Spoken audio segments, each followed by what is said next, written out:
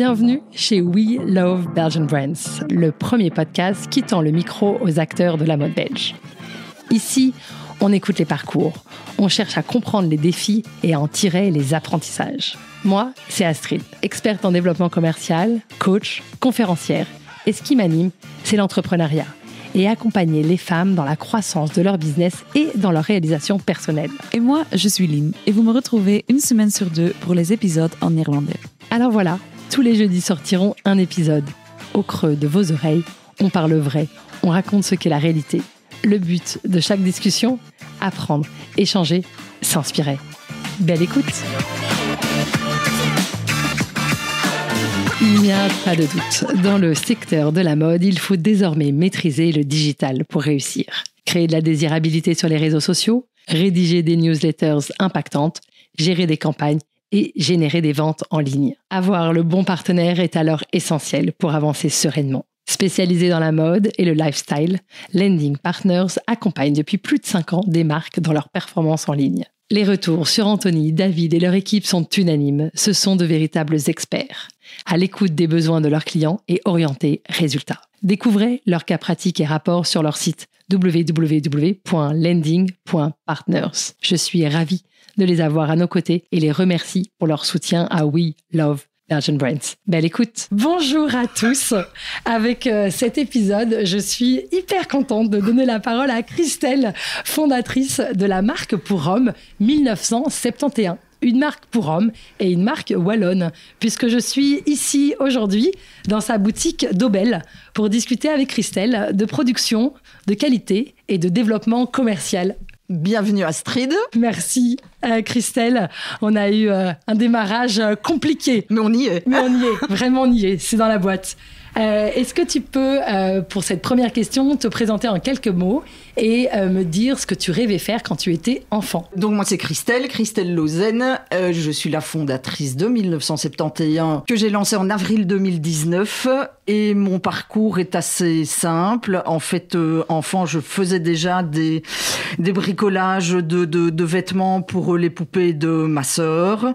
Donc ça a été une évidence à l'âge de 12 ans de faire une école de couture. J'ai fait Sainte-Claire à Verviers jusqu'à mes 18 ans et puis de là, je suis partie à Paris et j'ai fait l'école S-Mode en stylisme et modélisme. Chouette. J'aime bien je faisais des vêtements de poupées pour ma sœur. Oui. Et pas pour toi, pas pour tes poupées à toi. C'est très rare quand je confectionne pour moi, même en école de couture, c'était très rare quand je confectionnais pour moi, c'était plutôt l'autre. Ah, l'idée tout de suite du partage, de la transmission, quoi. Oui, et puis de voir ce que tu as fait sur la silhouette de quelqu'un d'autre, je trouve ça beaucoup plus intéressant. Ok, intéressant, je trouve. Chouette. Et alors, qu'est-ce qui t'a amené jusque 2019, la création de 1971? Eh bien, plein de choses. Ouais, mais le parcours professionnel, j'ai été très vite dans la production et le développement de produits, ce qui me correspond beaucoup plus que du pur design. J'ai besoin de concevoir et d'aboutir, en fait, ce à quoi je pense.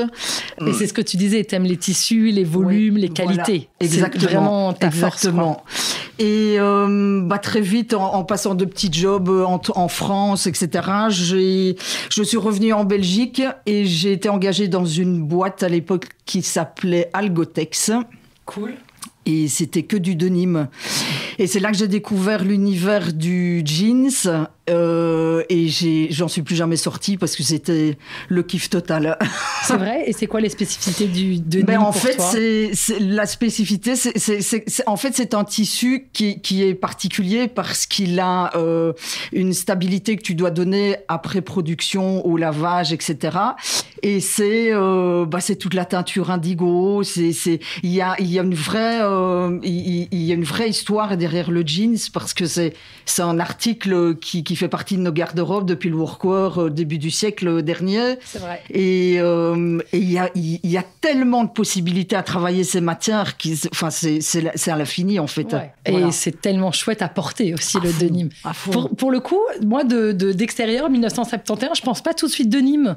Non, parce que je voulais pas être un pur denim player. Ouais, c'est ça. Parce que justement, je trouve que tu as une vraie collection complète. Oui. T'es pas une marque niche en termes de produits. Je trouve que tu as une image claire en termes de client final avec justement tout cet ADN héritage, workwear, comme tu as dit. Mais t'es pas que ce côté denim qui rendrait du coup, je sais pas pourquoi, mais la marque très casual, quoi. Je trouve que tu as aussi ce côté...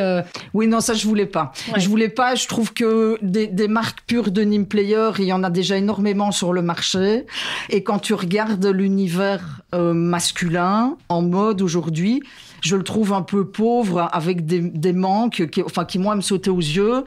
Et c'est plutôt là-dedans que je voulais me faufiler, c'est avoir une vraie silhouette, un vrai look, mais sans être déguisé non plus et sans tomber... Je dis pas ça méchamment, mais dans la chemise imprimée à fleurs et tu vois, qu'on peut croiser régulièrement. Et alors, c'est quoi pour toi la silhouette, justement, 1971 ? C'est quoi la spécificité, la singularité de... Moi, c'est clairement le côté gentleman 60s, 70s. Voilà, ça c'est ce qui m'attire le plus, parce que c'était des belles lignes et que c'est vraiment des silhouettes masculines qui, moi, me parlent. Et puis c'est aussi une époque formidable en termes de culture, de cinéma, de musique, de bagnole. Plus moi, ça me parle. Et puis les motos, et voilà. Et c'est là-dedans que je baigne et où je me retrouve, en fait. Donc, je me pose pas trop de questions quand je dessine. Ça vient plutôt naturellement. Ouais, c'est ton univers à toi, quoi. Voilà.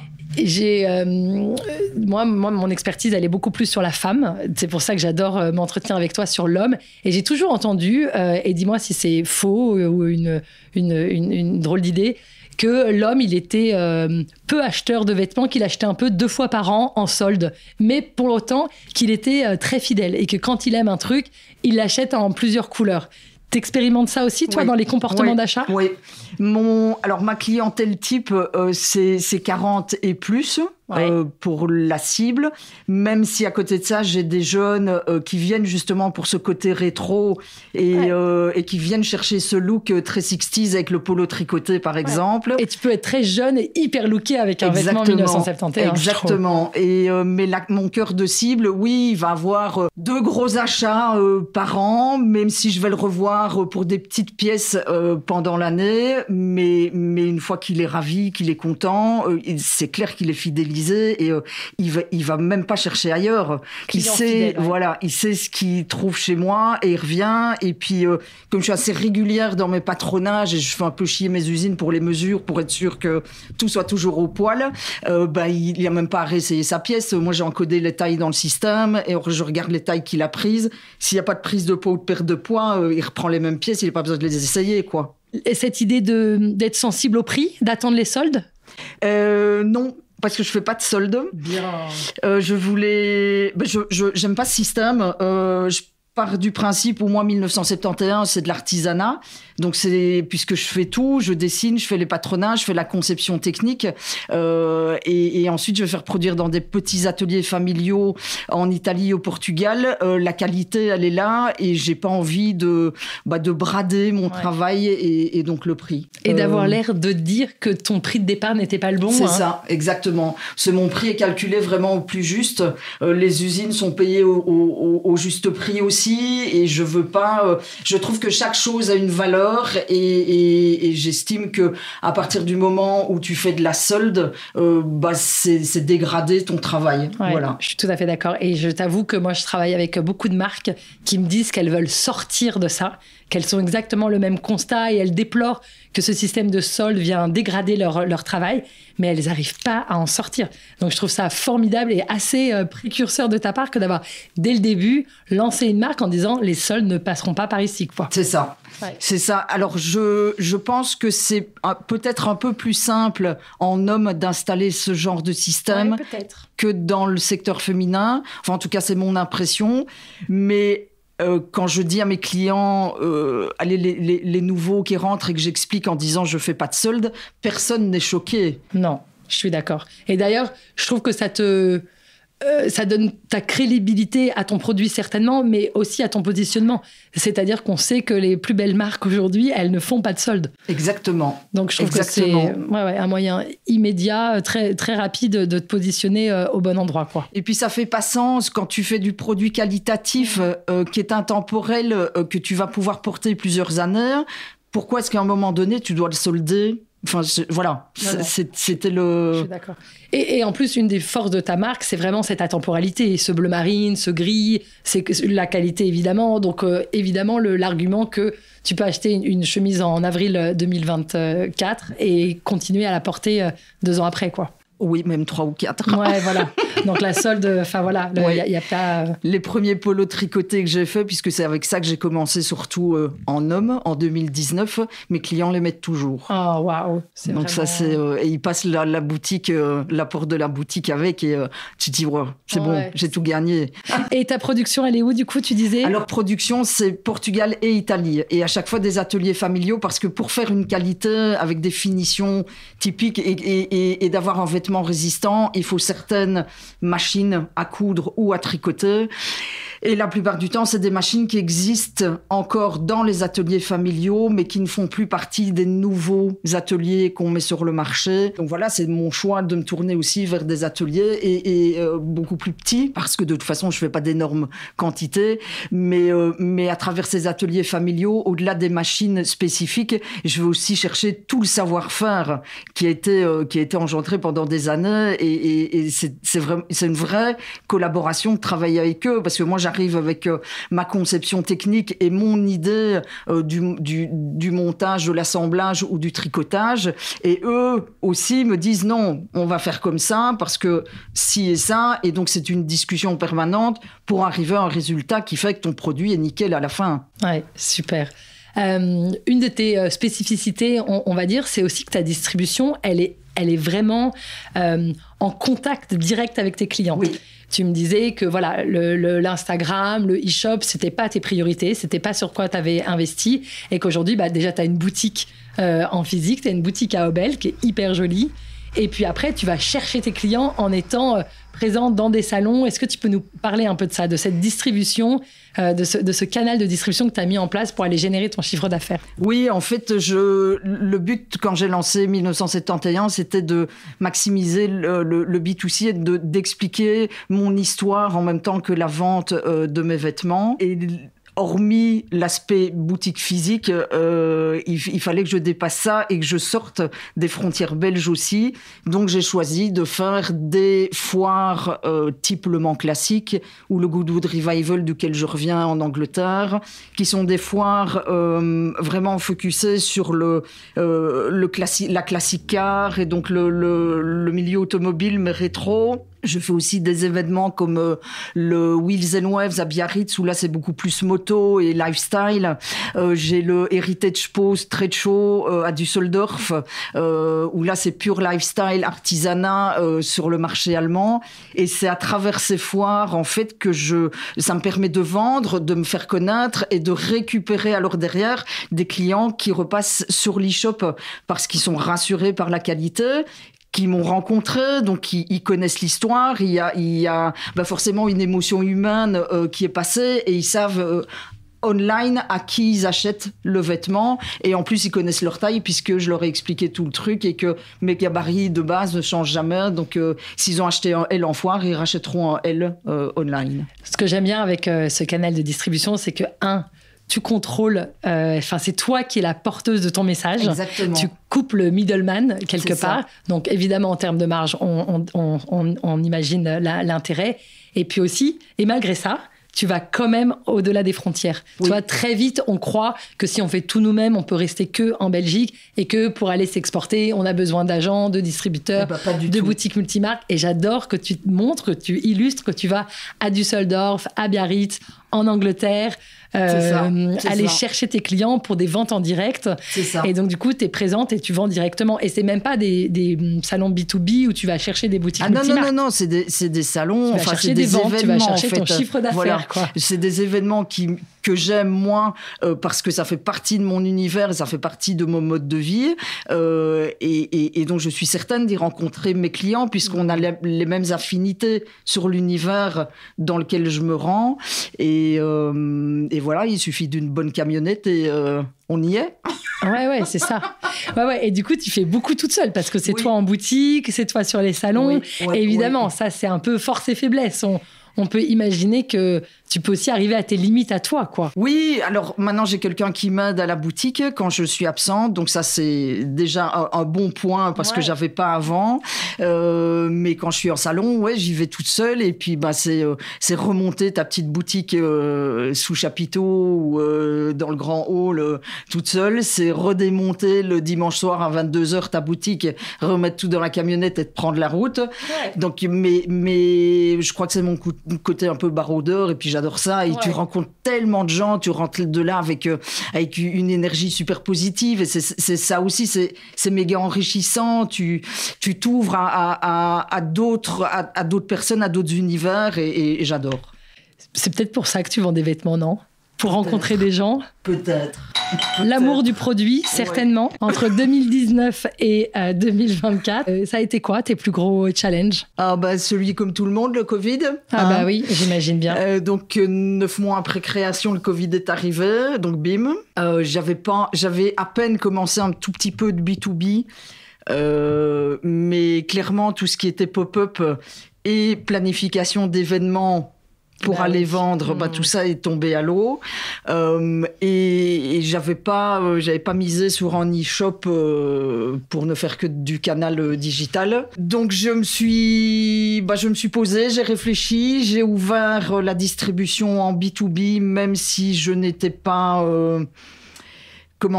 équipée pour... en termes d'équipe et de stratégie de distribution, clairement, parce que c'est pas comme ça que j'avais prévu de vendre en 1971. Donc je suis rentrée, j'ai eu jusqu'à 65 points de vente, Belgique, France, Hollande. Et une fois que le Covid était bien derrière nous, que j'étais certaine de pouvoir reprendre mes événements, les ventes comme moi je le voulais, et enfin planifier l'ouverture d'une boutique, j'ai gardé une petite quinzaine de points de vente en B2B, ceux avec qui ça se passait très bien et qui savaient mettre 1971 en avant et le vendre comme moi je peux le vendre. Et du coup, je suis quand même arrivée aux États-Unis parce que j'ai des points de vente aux États-Unis, au Canada. J'en ai gardé en France et j'en ai 3 en Belgique et plus mon magasin alors physique ici à Aubel. Mais c'est pas du tout une stratégie pour toi que développer ce B2B. Non, parce que mes prix sont pas prévus pour. Ouais, j'ai une certaine appréhension par rapport au retail. Je le dis très honnêtement parce que quand je vois ce qui se passe dans les magasins multimarques de façon générale, souvent t'es mis sur une penderie et on t'explique pas le produit et donc ça n'a pas d'intérêt. Enfin, je veux dire, les gens ils vont chercher à l'euro prix ou au coup de cœur, mais si mon histoire n'est pas vendue avec mes vêtements, je trouve ça un peu dommage.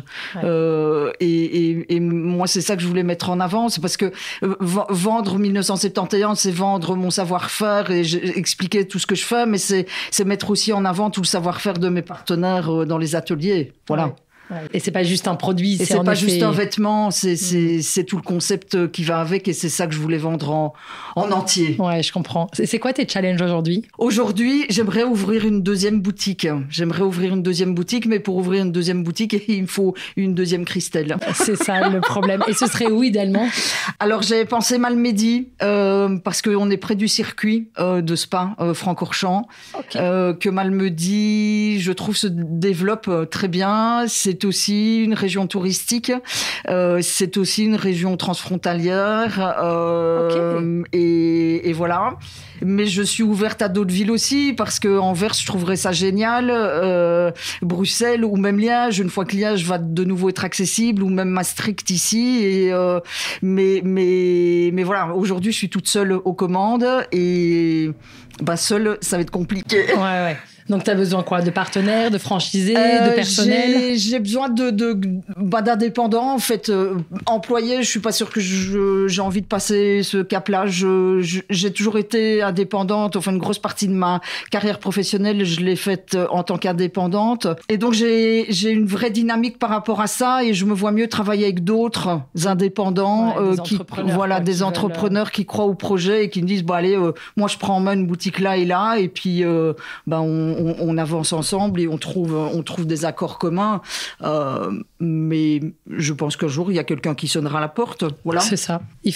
C'est bien déjà d'en parler et d'utiliser ce micro pour le dire. Oui, voilà. Donc, si tu te reconnais derrière... voilà.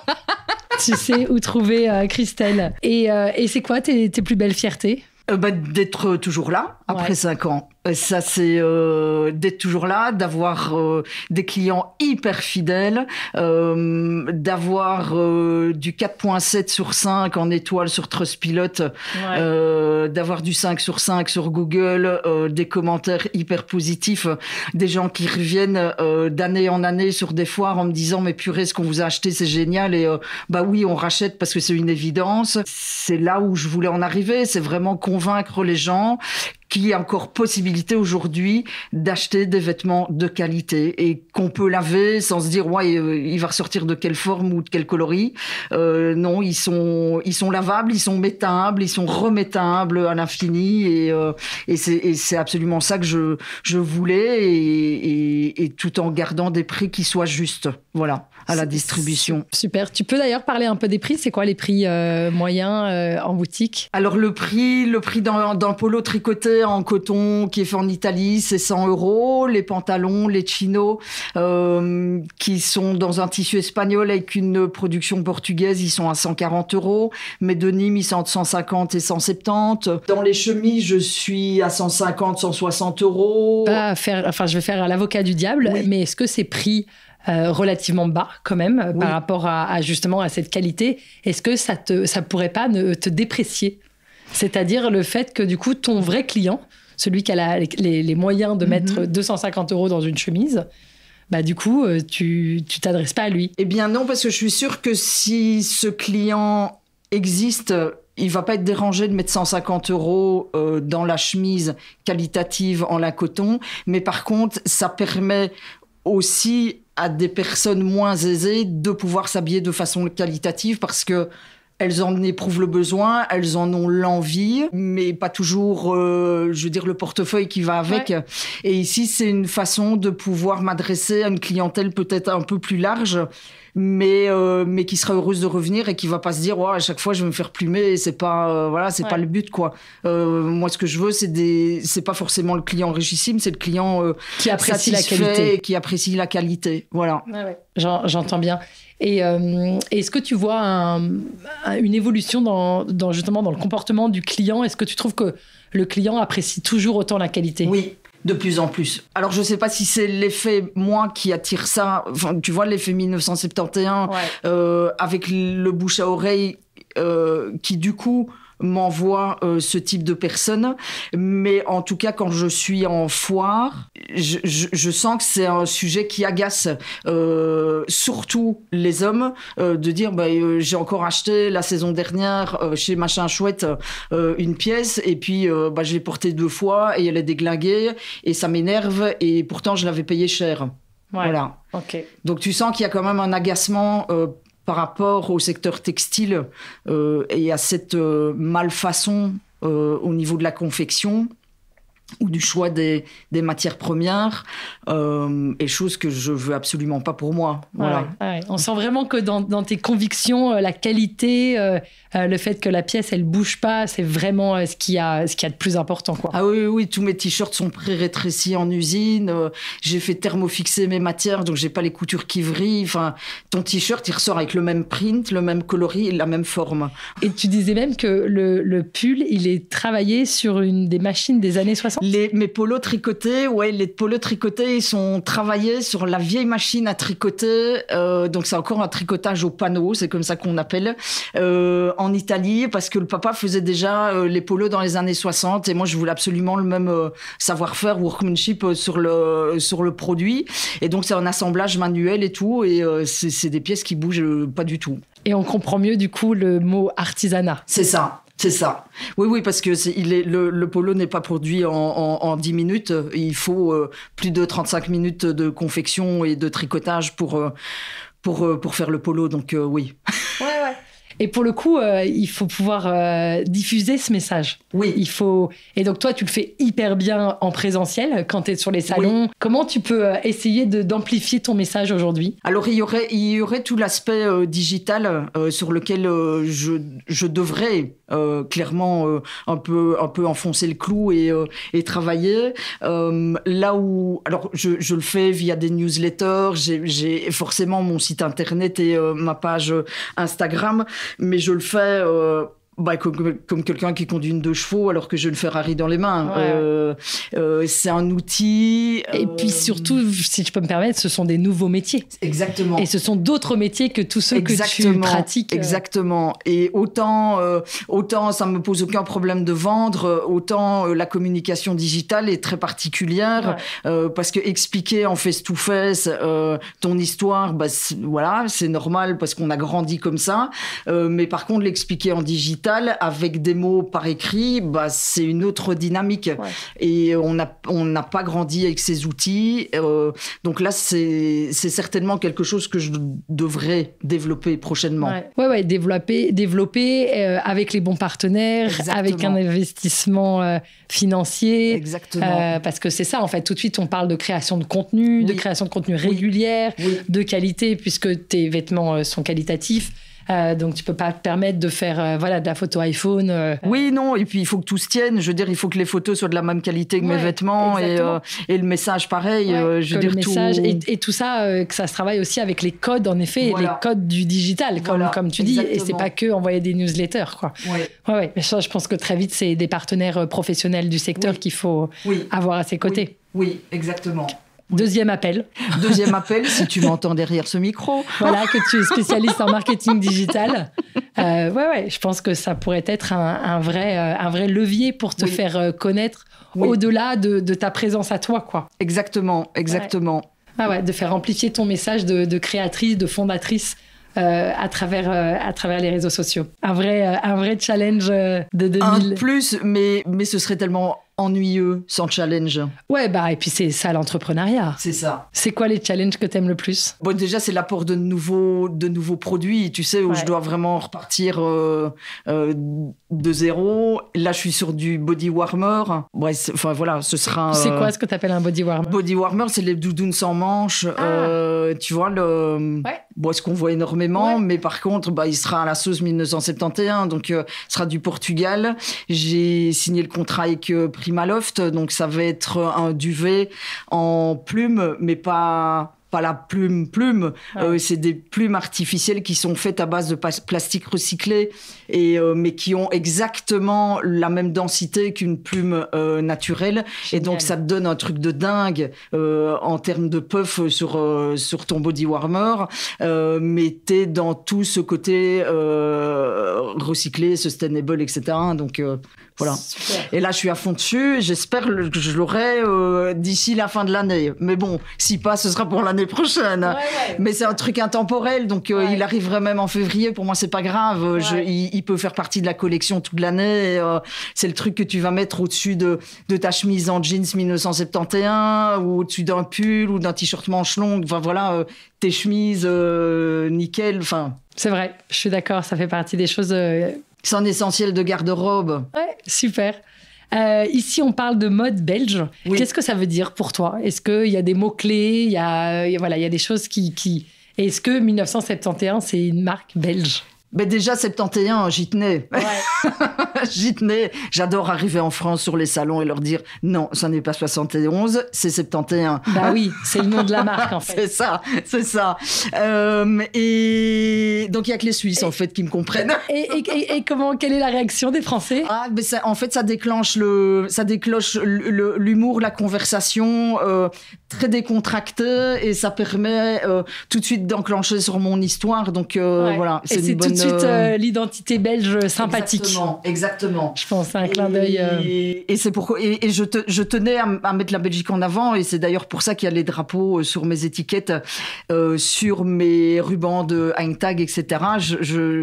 Pour moi, c'était une évidence de dire que c'était belge parce qu'on ne le fait pas assez. Et quand je regarde sur le marché français, le Made in France est très mis en avant dans leur conversation, dans leur outil de vente. Et chez nous, très peu, je trouve. Enfin, ça commence à bouger, mais on le fait timidement et c'est dommage parce qu'on a plein de qualités et il faut pas sous-estimer. Purée, on est belge, on a 3 langues nationales, on est tout petit, mais on a un look particulier et en plus on nous aime bien.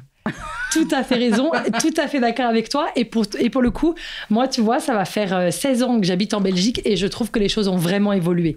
Maintenant, quand tu vas dans des boutiques multimarques, notamment sur la femme, il y a plein de marques belges. Oui. Donc, il y a de plus en plus une fierté à revendre du belge, à promouvoir du belge.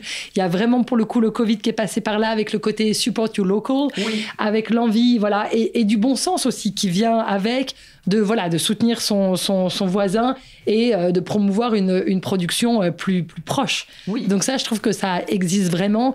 Et après, à l'international, et là, on parle en France du côté sympathique du belge, mais à l'international, il y a aussi vraiment ces notions de créativité, de rigueur, de sérieux, qui est vraiment c'est même pas à défendre, parce que c'est vraiment comme celle-ci que c'est entendu et sur lequel il est pertinent de surfer. Oui, exactement. Exactement. Ouais. On a une très belle image et c'est ce serait con de pas s'en servir. Ouais. Quand je vois la boutique aux États-Unis avec laquelle je travaille depuis 3 ans et demi maintenant, mais ils adorent, ils sont comme des gosses devant ce concept belge et pour eux j'ai un peu l'impression d'être une martienne quoi. Enfin la nana qui fait tout dans un petit bled en Belgique et qui revend jusqu'aux États-Unis.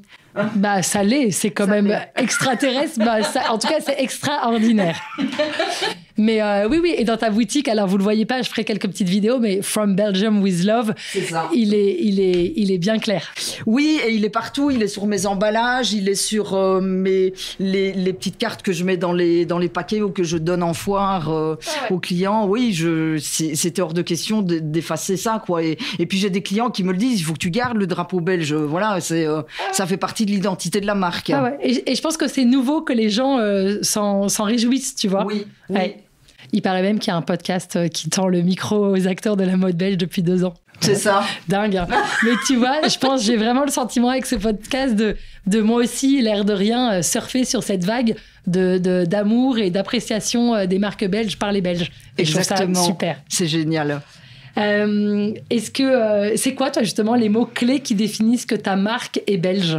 J'ai pas de mots qui me viennent comme ça à l'esprit. Moi je peux te dire en tout cas l'exigence de qualité.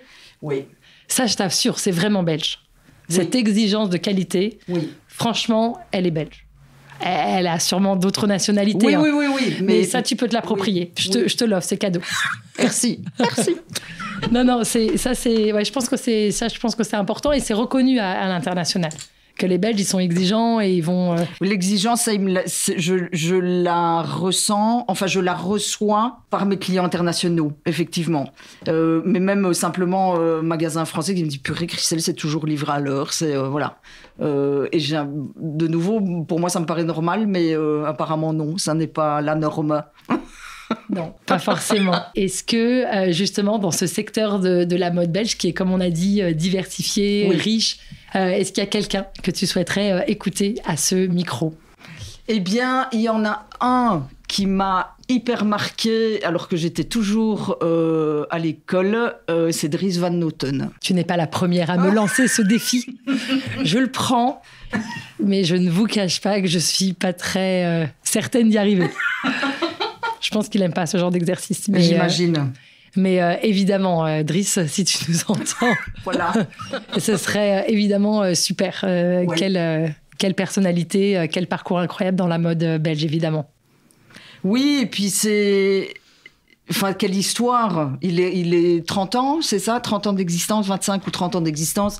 C'est juste incroyable. Et toujours avec cette identité hyper forte qu'il a dégagée depuis le début. Bravo. Ouais, tout à fait. Je pense aussi que c'est une de ses clés de succès. Oui. C'est un ADN fort depuis le début sur lequel il n'a jamais dérogé. Et c'est une vraie image belge. Absolument, incroyable. Ouais, je suis tout à fait d'accord. Est-ce que tu veux profiter de ce micro pour encore partager quelque chose? Eh bien, peut-être dire qu'il y a une toute petite capsule femme qui a été développée.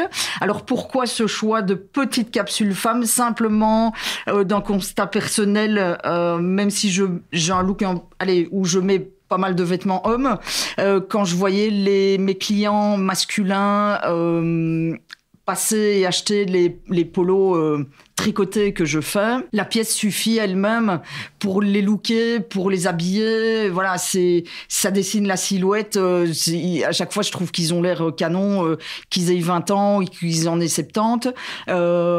Et j'avais envie de développer la pièce, le pendant féminin. Et donc, je suis partie sur ces petits hauts 60s, sur un crêpe de coton, et j'utilise la même machine que pour les polos, mais dans un coton un peu plus léger. Et donc c'était un vrai challenge parce que j'avais pas de clientèle féminine et quand j'ai rentré la production, j'ai pas mal photographié, puis j'en ai parlé sur les réseaux sociaux et en moins de 4 semaines j'avais vendu 50% de mon stock. Ah waouh. Donc c'est pari réussi. Ah bah voilà. Carrément. Et tu sais, je crois vraiment que les femmes dépensent plus que les hommes. Oui, et je suis convaincue. Beaucoup de marques d'hommes qui développent de la femme et c'est un levier de chiffre d'affaires très important. Oui. Donc en effet, ça peut être une piste intéressante pour soi pour grandir que de développer la femme, quoi. Oui, un peu de femme. Et t'estimes pas que certains de tes modèles sont sans genre, comme on dit, genderless? Non, ça a toujours cette connotation très masculine. Par contre, en tant que femme, tu peux quand même te l'approprier. Et après, tu te relooks, je veux dire, à ta façon. Moi, je mets mes chinos sur un mec qui sont taper de machin. Moi, je vais me prendre la taille au-dessus. Ouais. Je vais me le roll-up jusqu'en dessous du mollet. Et puis, j'aurai un cargo. Voilà. Donc, on peut... C'est toujours plus simple pour une gonzesse de s'approprier des pièces de la garde-robe masculine que l'inverse. Je suis bien d'accord. Mais la femme doit être déjà un peu pointue, entre guillemets. Elle doit être un petit peu éduquée, elle doit avoir une envie... Voilà. Tu sais ce que tu viens chercher, pourquoi tu viens le chercher et comment tu vas le porter, voilà, comment tu vas l'interpréter, toi, dans ton look. Donc, c'est un look un peu plus casual, heritage quand même, sur la femme. Et du coup, ta capsule femme, c'était justement pour répondre aux spécificités de la morphologie féminine? Oui, parce que j'ai coupé les pièces pour que la longueur manche soit adaptée et qu'on cache un peu nos coucou mamies à nos âges. Ça veut dire quoi? C'est ici, tu sais, le bras. Elle me montre les bras. Les coucou mamies. Tu connais pas? D'accord. Et donc là, elle me fait le bras qui dit coucou, en fait, comme une princesse. Et donc, du coup, ce mouvement qui ferait potentiellement balloter ton triceps. Voilà, cette petite peau un peu lâchée par le nombre de nos années. Voilà. Très bien. Donc, une coupe l'emmanchure à sa place, pas oversize. Comme ça redessine aussi ton buste. Okay. Voilà, c'est le genre de détails que je mets sur mes patronages pour être sûr que ça aille un maximum de morphologie. Après, tu peux pas habiller 100% et dire oui, c'est génial. Mais quand tu as plein de clientes qui l'essayent et tu dis bah oui, en fait, c'est top, c'est bon, c'est à juger, quoi. Ok. Et du coup, tu vas développer cette capsule femme encore? Eh ben, je me tâte toujours parce que je suis tellement à l'aise quand je dessine de l'homme et moins quand je dessine de la femme. C'est important de t'écouter. Donc voilà, je me pose pas de questions en fait quand je dessine l'homme, c'est une évidence. J'ai envie de ça, je le dessine et puis il est là. Enfin, voilà, et il faut que je le fasse. Et c'est comme ça que je fonctionne. Je fonctionne pas avec 2 saisons, machin. J'amène des pièces tout au long de l'année par rapport à mes envies, par rapport à un truc que j'aurais vu à la télé ou dans la rue, et je me dis non, mais il faut interpréter ce truc comme ça, et puis je vais retravailler dessus, je vais dessiner, ça a cogité, je vais le mettre au point, et puis il arrivera quelques mois après en magasin. C'est chouette, tu t'offres beaucoup de liberté dans un secteur très codifié, c'est inspirant. Mais justement, je voulais pas, j'ai tellement travaillé pour d'autres marques ou designers où on devait suivre des calendriers, etc. Et je trouvais ça hyper contraignant, en fait. D'autant plus qu'on est, il faut pas se cacher, aujourd'hui dans un réchauffement climatique qui fait qu'on n'a plus de saison, et en Belgique on est carrément pas de saison. Ah, absolument. Donc pourquoi continuer dans une dynamique saisonnière, tu vois, où on te dit tu dois vendre de telle date à telle date, ça a beaucoup de sens. Pour moi, ça ne faisait plus sens, donc j'ai voulu sortir de là, et du coup, une fois que tu sors de ce calendrier, alors tu es dans une liberté incroyable, parce que, évidemment, je vais pas me mettre du pull à col roulé au mois de mai, mais ton flux créatif n'est pas mis d'une telle date à une telle date, il est là en continu, et donc tu donnes en continu sur tes dessins et tes développements, et ça, c'est juste génial, quoi. Ouais, génial. Écoute, un immense merci pour ce partage. C'est moi qui te remercie. Merci pour ton bon sens, ton pragmatisme, ton dynamisme, ton rire que j'adore. C'est cadeau. Super.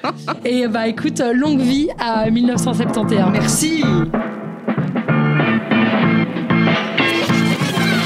Merci beaucoup d'avoir écouté cet épisode jusqu'au bout. J'espère qu'il vous a plu. Et si c'est le cas, je vous invite à le partager et à le noter de 5 étoiles. Ensemble, diffusons les histoires inspirantes et les conseils précieux des entrepreneurs qui constituent la mode belge.